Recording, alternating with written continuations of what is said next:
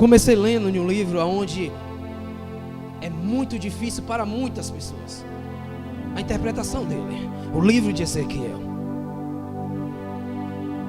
A interpretação de Ezequiel é alegórica.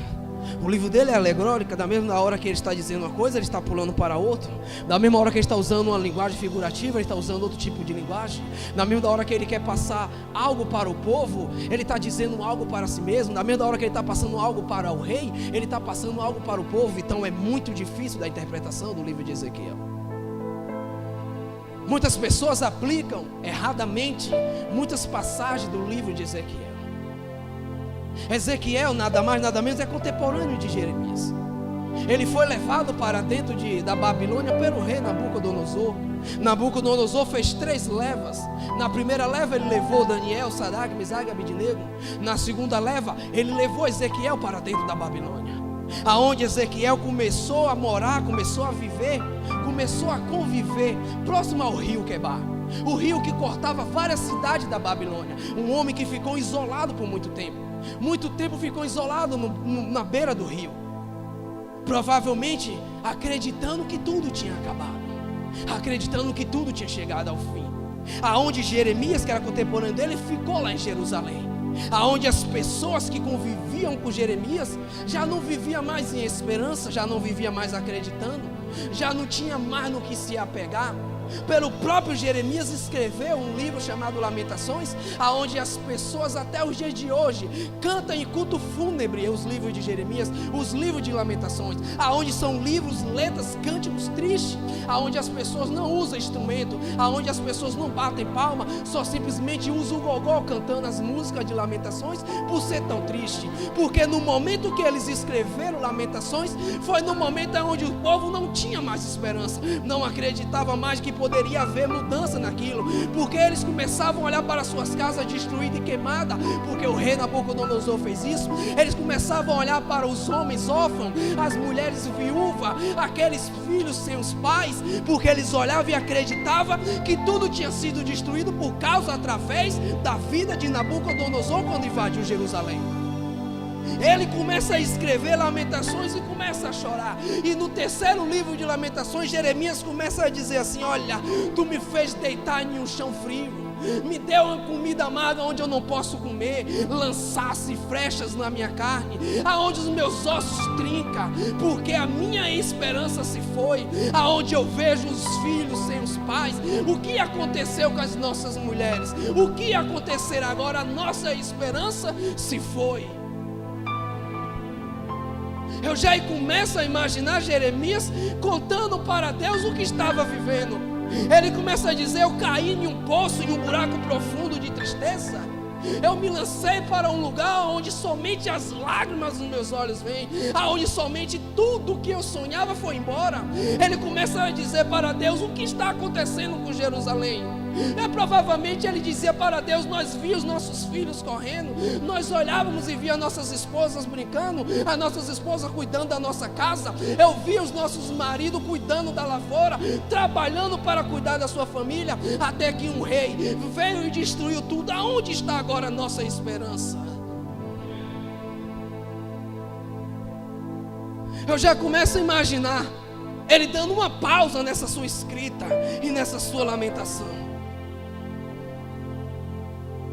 aonde eu já acredito que dá um intervalo de um tempo para o outro, e ele começa a dizer assim: mas é a sua misericórdia que é a causa de nós não sermos consumidos, é por causa do teu amor que nós vivemos hoje. Nós acreditamos em ti, ó Deus. Nós sabemos que se nós clamarmos a ti, tu atenderá. Nós sabemos que se tu fazer, se nós nos curvarmos diante de ti, tu pode fazer. Porque se nós não colocarmos o nosso rosto no pó para orar, o nosso rosto no pó para chorar, para se lamentar, para buscar a tua presença, reconhecer que nós pecamos, tu vai nos atender, tu vai haver esperança sobre nós. Talvez nós colocando o nosso rosto no pó, ainda haja esperança. Ele começa a dizer: vamos orar sim, pecamos e somente pecamos, nós fizemos coisas ruins diante dos olhos do nosso Deus, nós devemos se arrepender do nosso pecado. pecado, nós devemos se afastar das coisas que não agradam a Deus, porque se ainda nós nos curvar diante de Deus, possa ser que ainda haja esperança.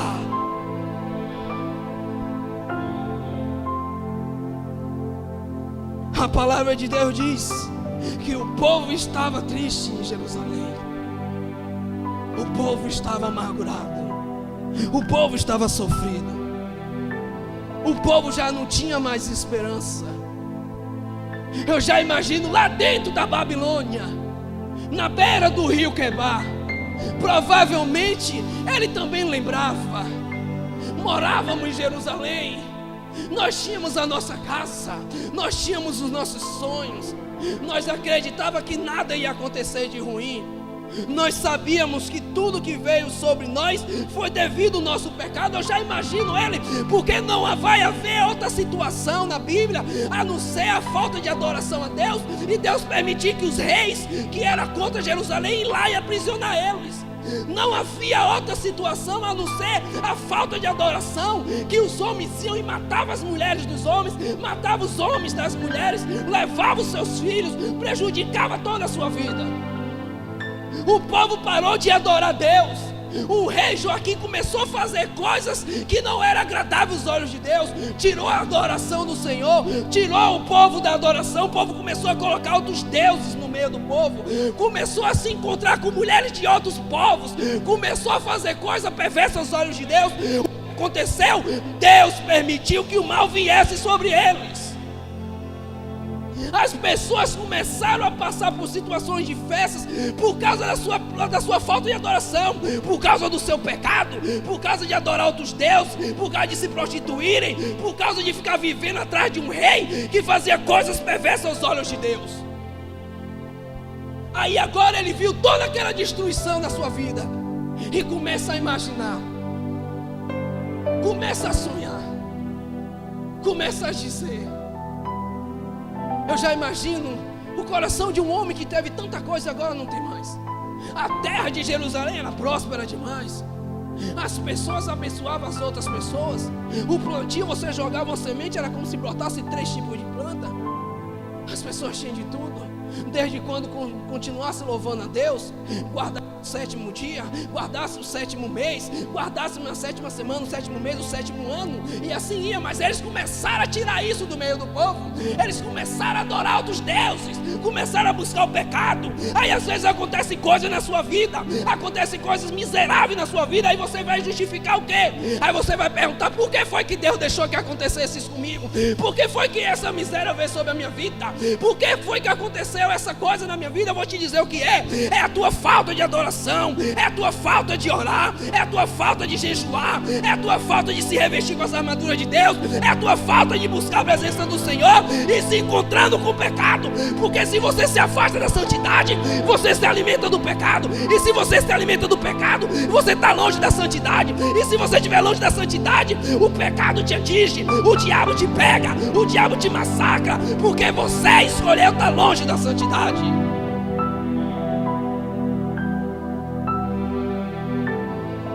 Aí agora eu já imagino Ezequiel lá,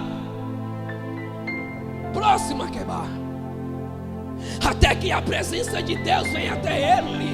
E quando chama ele Ezequiel, a Bíblia diz que ele cai por terra com o rosto no pó e fica inclinado. E Deus grita de lá: levanta, filho do homem, põe-te de pé e tu toma postura, porque eu falarei contigo.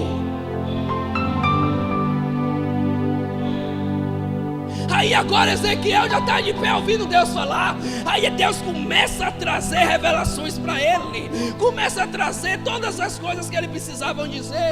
Aonde no capítulo 2 ele diz: e eu estava caído e Deus me pôs de pé. Aonde no capítulo 7 ele diz assim: olha, tu pecou e eu vou castigar você, eu vou esmagar vocês, eu vou pisar e vou triturar, para que vocês saibam que eu sou Deus. No capítulo 34 ele diz assim: olha, vós pastores que estão pastoreando errado as minhas ovelhas, eu mesmo descerei e pastorearei elas, e não viverão mais desagarrado. E no capítulo 37 ele traz uma grande revelação para o povo que saiu de dentro de Jerusalém e foi levado cativo para dentro da Babilônia por Nabucodonosor.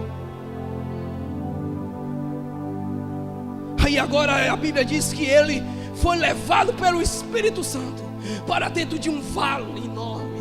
Um vale gigantesco onde ele não conseguia contar a quantidade de ossos, cabeça, braços, fêmur, dedos, colunas, costela, tudo espalhado, aonde ele não sabia quantas pessoas faziam parte daqueles esqueletos. E Deus pergunta a ele: ó filho do homem, será que esses ossos podem ter vida?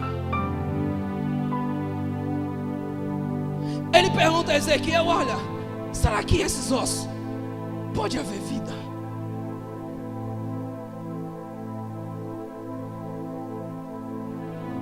Ele deve ter olhado assim para o céu e deve ter dito: meu Deus, somente tu sabes. Até que ele parado, eu já imagino ele começando a ouvir uma zoadinha, uns barulhos. Ele deve ter ficado olhando para um lado e para o outro, querendo saber o que era que estava ringindo. Era cada osso correndo para o seu lugar. Aí você pode imaginar, você pode ler a Bíblia e pode dizer: cada osso foi para o seu osso. Agora imagine aí, estava tudo espalhado, estava a cabeça aqui, costela lá, dedinho aqui, dedão lá, estava uma maior bagunça de ossos, porque o esqueleto da forma que estava ali, todo acabado, todo no meio do muvuca, não estava certinho. Olha, nesse lado aqui está deitado tal pessoa que morreu e ficou esqueleto, nessa pessoa aqui agora não sei quem ficou esqueleto. Não, estava uma bagunça. Pense comigo agora, cada osso teve que vir, porque a Bíblia disse: cada osso teve que ir para o seu osso. E foi se formando um esqueleto. E foi se formando um esqueleto. Aí Deus pergunta a ele de novo: olha filho do homem, e aí agora, tá vendo? Eu já imagino Deus dizendo: olha, uma estrutura óssea. Para você pode haver vida nisso daí. E Ezequiel provavelmente respondendo a Deus sem saber nem o que estava acontecendo, dizendo: ó Deus, tu sabe o que está acontecendo, tu sabe, só tu sabe. Profetiza sobre esses ossos aí. E ele começa a profetizar. A Bíblia diz que começa a vir nervo sobre os ossos, começa a vir carne sobre os nervos, começa a vir pele sobre as carnes, sobre os músculos, sobre tudo aquilo que estava no coisa. Agora já não era mais simplesmente um vale de osso seco. Agora tinha uma estrutura óssea, coberta de carne, coberta de nervo, de músculo, coberta de pele. Agora tinha estrutura física, representava seres humanos na terra. Eu já imagino Ezequiel não entendendo nada, assim como muitas das vezes eu lendo isso não entendi e você também não entendeu. Eu já imagino Ezequiel olhando para Deus e dizendo: um monte de homem, né, Senhor? Um monte de pessoas caídas aí, né? Eu já imagino Deus olhando para ele e dizendo: e aí, filho do homem, pode haver vida nesses homens aí caídos? Sabe o que está acontecendo? Olha, os ossos estavam tudo espalhados. O povo tinha sido levado para a Babilônia, outros ficaram em Jerusalém. Pessoas que eu acredito que na fuga tentou fugir da Nabucodonosor e estava perdido em toda essa cidade. As pessoas já não tinham mais sonho, as pessoas já não acreditavam mais. As pessoas estão vivendo desagarradas, sofridas, sem expectativa nenhuma do amanhã, sem esperança, porque a Bíblia diz que o povo estava vivendo sem esperança. Só que aí agora Deus faz trazer novamente cada osso no seu osso, cada fêmur no seu lugar, cada pé no seu lugar, cada dedinho na sua mão, cada coluna no seu lugar, cada cabeça no seu pescoço. A Bíblia diz que Deus começa a montar a estrutura novamente. Ele é para eu e você, e Ezequiel já percebeu o que Deus estava falando. Até que Deus manda profetizar e começa a se formar novamente. É como se Deus estivesse dizendo assim: aquilo que foi destruído, aquilo que acabou, aquilo que para as pessoas não tinha esperança, aquilo que para as pessoas não haveria mudança, aquilo que para as pessoas não chegaria a um lugar nenhum. Eu estou mostrando para você que eu posso fazer vocês voltarem à casa dos pais de vocês.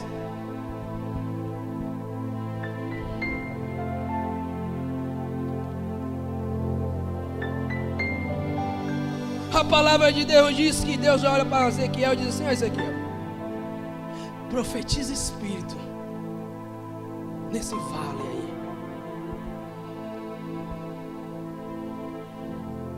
aí. E ele começa a dizer assim como diz o Senhor: vento dos 4 cantos da cidade, olha, vento de todos os cantos, o Espírito de Deus manda profetizar sobre vocês. E assim diz o Senhor: vem dar vida a esses homens. Eu já imagino, porque no começo foi zoada de ossos trincando, colando um no outro. Eu já imagino zoada de nervo um nos outros. Eu já imagino agora a carne se formando nos nervos, a pele cobrindo a carne. Só que agora ele não ouve mais zoada de osso batendo, ele não ouve mais zoada de carne se formando. Eu já imagino agora ele ouvindo pisadas, marchando, pessoas marchando na terra, batendo nos seus pés. Que quando ele para de profetizar, que ele abre os olhos, eu já imagino um grande exército de Deus de pé, porque a palavra de Deus diz que aqueles ossos eram ossos, e logo depois se formou uma grande multidão de exército.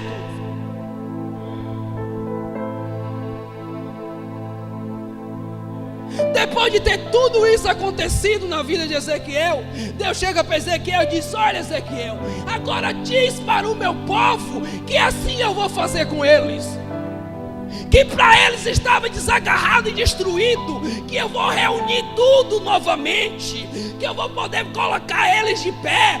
Eles não vão ser mais exilados, eles não vão ser mais humilhados, eles não vão mais conviver na miséria. Eu vou levar ele para casa novamente, e aonde estava acabado eu vou colocar novamente vida, aonde estava morto eu vou ressuscitar, aonde não tinha esperança eu vou fazer ter esperança.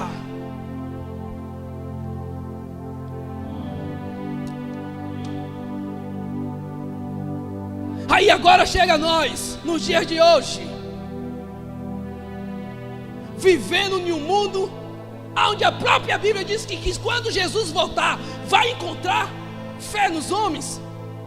Umas pessoas que vivem na terra desesperançado, já entra na igreja desacreditando, já vem cantar, já vem pregar assim, vem para a igreja e senta porque acha que tem obrigação de estar na cadeira, porque acha que fez um compromisso com o pastor, com o evangelista, com a mulher do pastor, com a pastora. Olha, sabe de uma coisa? Se você viver desesperançado, é como se você estivesse dizendo que o seu Deus não pode fazer milagre. Sabe de uma coisa? Nesta noite você precisa sair daqui com a certeza de que teu vale chegou no fim, de que o teu deserto acabou, que você não vai viver mais como osso sequíssimo, quebrado, trincado, porque você pode até achar assim: olha, aqueles ossos foi fácil voltar, mas se você não estudou, osso seco é uma coisa e sequíssimo é outra. Sequíssimo não tem nem mais forma, não tem nem mais como juntar, não tem nem mais como achar pontas de dedo, mãos, não tem nem mais como de achar de quem é onde. Está destruído, está todo rachado, está acabado. Só que a palavra de Deus diz que Deus formou dos ossos sequíssimos homem, soprou entre os homens vida, e aqueles homens ficaram de pé e viraram um grande exército. E se você estiver se sentindo osso sequíssimo, sabe de uma coisa? Deus vai triturar, vai juntar, Deus vai formar novamente, vai te colocar de pé e vai te fazer ser um exército na mão dele.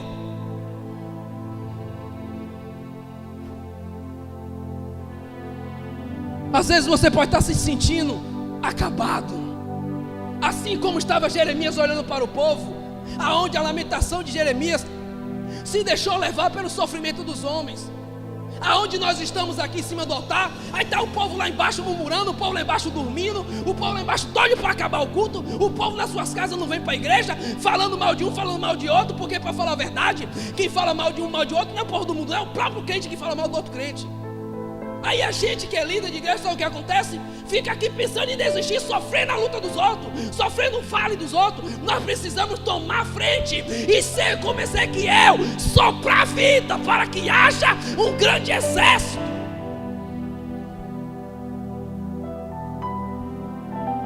Cadê o Deus que nós adoramos? Cadê? Só fica para ganhar curtida no Facebook, é isso? Só serve para a gente receber seguidores no Instagram? O nosso Deus não nos fez para isso. O nosso Deus não nos colocou para as plateias ficar nos aplaudindo. Deus não nos colocou aqui para a gente encher a igreja. Deus colocou aqui para a gente ser atalaia, para a gente servir como canal de bênção. Deus nos colocou aqui para nós dizermos assim: olha, osso seco, fica de pé, e a presença de Deus vai soprar espírito em vós. Você precisa acreditar mais em você mesmo. Você precisa saber uma coisa: o vale que você vive é para você profetizar. Dentro do vale é lugar de profetizar. Dentro do vale é lugar de ver o milagre. Dentro do vale é lugar de ficar de pé. Dentro do vale não é lugar de cair, ficar com a cara caída, não. Dentro do vale é lugar de ver milagre, o agir de Deus.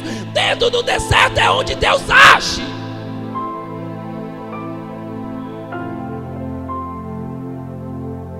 Se só tivesse bonança na sua vida, alguma coisa estava errado, rapaz. Me perguntaram recentemente, sabe o quê? Por que as pessoas boas morrem, Ed? Por que as pessoas boas morrem? Eu falei para ele: rapaz, o que eu acho que morre é porque Deus quer que elas morram. Mas por que Deus quis que elas morressem se eram uma pessoa tão boa? Eu falei: porque Deus não quer que esse mundo faça elas má. Deus não só quer a gente nessa terra, não. Deus quer a gente na eternidade. Isso aqui é só uma passada. Isso daqui é só uma passagem. Eu falei recentemente para uma jovem assim: olha, sabe por que você pratica coisas que não agradam a Deus e vive no mundo que você vive? Sabe por quê? Porque você não tem medo do inferno. Você acha que você vai viver bonanças lá no inferno. Você acha que o inferno é que nem viver aqui na terra. Você não está aguentando passar nada nessa terra. Está murmurando e desistindo da presença de Deus. Bora ver no inferno. Aqui ainda habita o Espírito Santo de Deus. Lá no inferno não. A gente acha que está vivendo isso aqui, vai que nem aquela música. O inferno é aqui, não é não. Isso aqui era o nosso reinado. Isso aqui era a nossa terra. Só existem dois reinos, de Deus e o dos homens. Isso aqui era nosso. Nós entregamos a Satanás. E hoje vivemos em uma terra de ossos sequíssimos e ficamos achando que tudo acabou. Fica de pé, filho do homem, que Deus vai falar com você. Profetiza sobre esses ossos e você vai ver o exército que Deus vai levantar. Aí vai para casa, não acontece mudança nenhuma na vida. Porta de emprego não abre. Marido não volta para casa. Filho não sai das drogas. Sonho não se realiza. Aí você vem botar a culpa no pregador. Vem colocar a culpa na igreja. Ai, o culto está frio. Ai, aquela música eu não gostei. Ai, eu chego lá na igreja, não tem cantor, só tem CD. Por isso que eu não adoro. Sabe de uma coisa? O culto não começa quando dá 7h30 não, viu? O culto não começa quando dá 7 horas, não. O culto na sua vida começa, é a semana toda, é o mês todo. É aonde você está, é aonde você vive, é aonde você mora, aonde você trabalha. Você já tem que vir cheio de Deus. Aqui é lugar de você cultuar Deus. Não é para você assistir culto, não é para você receber culto, é para você cultuar a Deus. Aí eu fui para a igreja para assistir o culto. Claro que não vai acontecer nada. Você tem que vir para aqui ou para qualquer outro lugar adorar a Deus, cultuar Ele. Aí agora os homens pecam, praticam coisas erradas aos olhos do Senhor, coisas ruins. Vem a miséria sobre eles. Do que vão se queixar os homens? Do que se queixam os homens a não ser dos seus próprios pecados? Estava próximo ao meu trabalho esses dias aí, eu disse assim para um amigo meu que trabalha na ladeira: Deus não precisa castigar ninguém não. Isso é mentira do que o povo inventa aí. Deus está me castigando não. Porque o que você jogar no solo, você vai colher. O que você jogar no chão como semente, ela vai brotar uma árvore. Aquela árvore vai gerar fruto, e o fruto é através daquela semente. O que aconteceu no povo de Jerusalém foi por causa do pecado. O que aconteceu no povo de Jerusalém foi aquilo que eles faziam dentro de casa, escondido, achando que ninguém estava vendo, mas Deus via. O diabo estava vendo. Por isso que eles viam os homens serem mortos, as mulheres serem estrupadas, crianças sofrem, vendo seus avós, seus pais, suas mães, suas irmãs morrendo a fio de espada pelo um rei aonde Deus levantou para castigar, para trazer um castigo, ou seja, para eles desfrutar de um castigo através dos seus próprios pecados. Mas o próprio Deus permitiu que a misericórdia viesse sobre o povo, dizendo: olha, Ezequiel, anuncia para todos eles que assim eu farei na vida deles. Eles não viverão mais desagarrados, eles não viverão mais tristes, eles não viverão mais chorando, eles não viverão mais na miséria, eles não viverão mais caídos na sarjeta. Eu vou colocar eles de pé, eu vou soprar minha presença sobre eles, e eles vão ser o meu exército. O que é que nessa noite você está vivendo e para você é um osso sequíssimo? O que você está vivendo nessa noite é um vale de osso seco para você?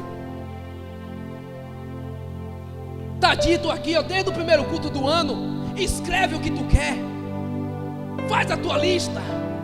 Só que eu já imagino, eu já olho a cara das pessoas, é como se estivesse olhando para a cara da gente que fala isso e fica assim, ó. Você não tem fé em você mesmo, você acha que eu vou ter fé em você? Eu tenho fé no que eu faço. Se você não crê no que Deus pode fazer, eu não estou nem aí, porque eu creio no que meu Deus pode fazer por mim.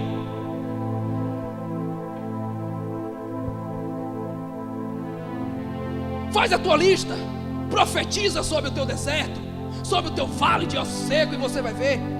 Quando você vê cada osso no seu osso, continua crendo e vai profetizando que você vai ver nervos sobre os ossos, carne e músculo sobre os nervos, pele sobre a carne, sobre os nervos, sobre os ossos, sobre tudo, e você vai ver a sua estrutura certinha, e aí você vai entender o que Deus está fazendo na sua vida, até que Deus vai dizer: agora profetiza espírito, e você vai ver a sua vitória chegar, porque vai se tornar aquilo que você esperava em Deus, um grande exército para a glória de Deus Pai. Fica de pé comigo, que já deu a hora já. Fica de pé. Neto das terras, faz um favor, corre pra cá. Aí dá cabiola, fala em língua, salto mortal, tudo com violão aí. Se ele correr enganchado aqui para esses ferros aqui, não liga não, viu? Aí é terra triplicadamente. Aí já não é mais canela de fogo, não é canela de lava.